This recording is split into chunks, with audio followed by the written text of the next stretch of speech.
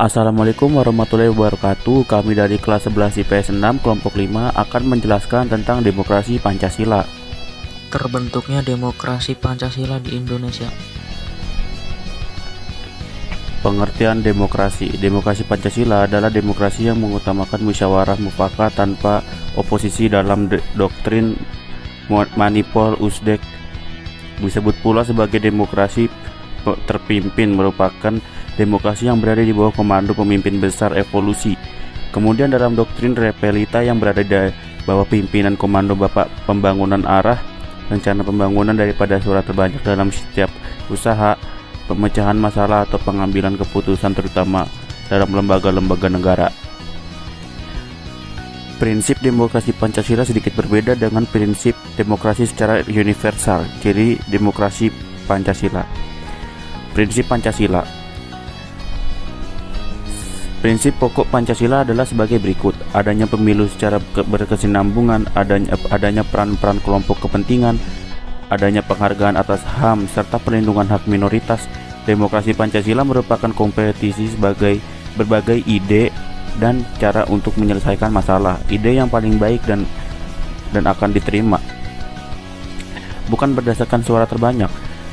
Demokrasi Pancasila merupakan demokrasi konstitusional dengan mekanisme kedaulatan rakyat dalam penyelenggaraan negara dan penyelenggaraan pemerintah berdasarkan konstitusi, yaitu Undang-Undang Dasar 1445.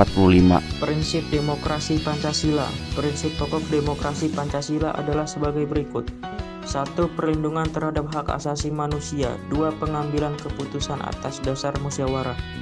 3. Peradilan yang merdeka, berarti badan peradilan dalam kurung kehakiman merupakan badan yang merdeka, artinya terlepas dari pengaruh kekuasaan pemerintah dan kekuasaan lainnya, contohnya seperti presiden, BPK, DPR, atau lainnya.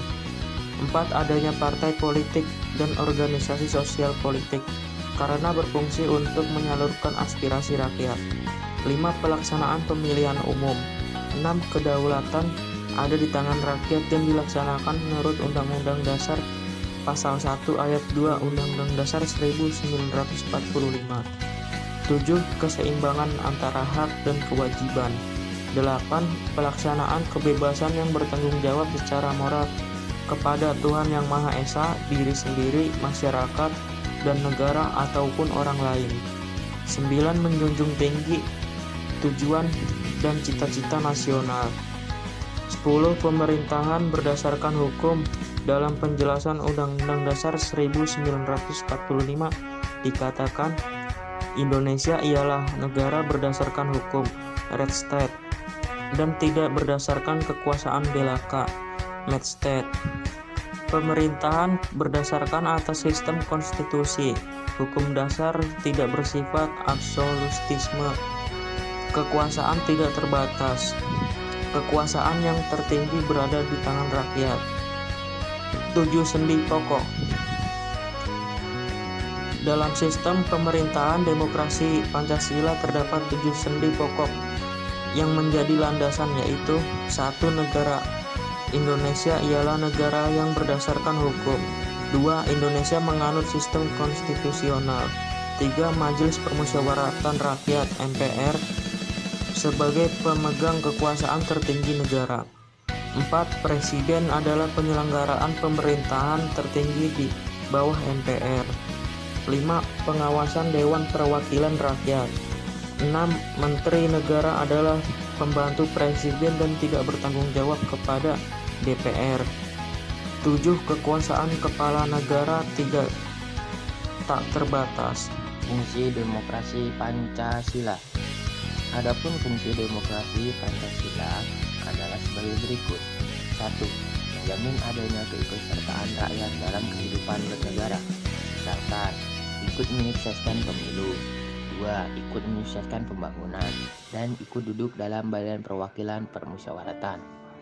Yang kedua, menjamin tetap tegaknya negara Republik Indonesia.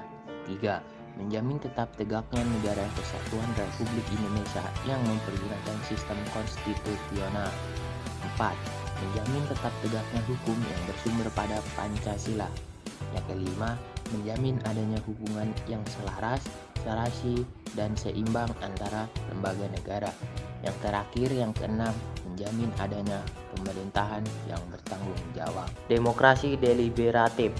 Dalam pembukaan Undang-Undang Dasar 1945, alinea yang keempat dan sila keempat Pancasila, dirumuskan bahwa kerakyatan yang dipimpin oleh hikmat kebijaksanaan dalam permusyawaratan perwakilan. Dengan demikian, berarti demokrasi Pancasila merupakan demokrasi deliberatif. Oke, dalam demokrasi deliberatif terdapat 3 prinsip utama, yaitu 1. Prinsip deliberasi, artinya sebelum mengambil keputusan perlu melakukan pertimbangan yang mendalam dengan semua pihak yang terkait. Yang kedua, prinsip reasonableness, artinya dalam melakukan pertimbangan bersama hendaknya ada kesediaan untuk memahami pihak lain dan argumentasi yang dilontarkan dapat dipertanggungjawabkan secara rasional. Nah, yang ketiga, prinsip kebebasan dan kesetaraan kedudukan, yaitu artinya semua pihak yang terkait memiliki peluang yang sama dan memiliki kebebasan dalam menyampaikan pikiran, pertimbangan, dan gagasannya secara terbuka serta kesediaan untuk mendengarkan. Demokrasi yang deliberatif juga diperlukan untuk menyatukan berbagai kepentingan yang timbul dalam masyarakat Indonesia yang heterogen. Jadi, setiap kebijakan publik hendaknya lahir dari musyawarah dan bukan dipaksakan. Demokrasi Pancasila dalam beberapa bidang. Yang pertama, bidang ekonomi. Demokrasi Pancasila menuntut rakyat menjadi subjek dalam pembangunan ekonomi. Pemerintah memberikan peluang bagi terwujudnya hak-hak ekonomi rakyat dengan menjamin tegaknya prinsip keadilan sosial sehingga segala bentuk hegemoni kekayaan alam atau sumber-sumber ekonomi harus ditolak agar semua rakyat memiliki kesempatan yang sama dalam penggunaan kekayaan negara. Dalam implikasi pernah diwujudkan dalam program ekonomi Banteng tahun 1950, Sumitra Plan tahun 1951, Rencana 5 tahun pertama tahun 1955 sampai dengan tahun 1960, Rencana 8 tahun, dan terakhir dalam Repelita. Kesemuanya malah menyuburkan korupsi dan merusaknya sarang produksi. Hal ini ditunjukkan untuk mencapai masyarakat yang adil dan makmur, sesuai dengan pasal 33 UUD 1945 dan sila kelima Pancasila. Maka secara konkret, rakyat berperan melalui wakil-wakil rakyat di parlemen dalam menentukan kebijakan ekonomi. Yang kedua, bidang kebudayaan nasional. Demokrasi Pancasila menjamin adanya fasilitasi dari pihak pemerintah agar keunikan dan kemajemukan budaya Indonesia dapat tetap dipertahankan dan ditumbuh kembangkan, sehingga kekayaan nilai-nilai yang terkandung di dalamnya dapat terpelihara dengan baik.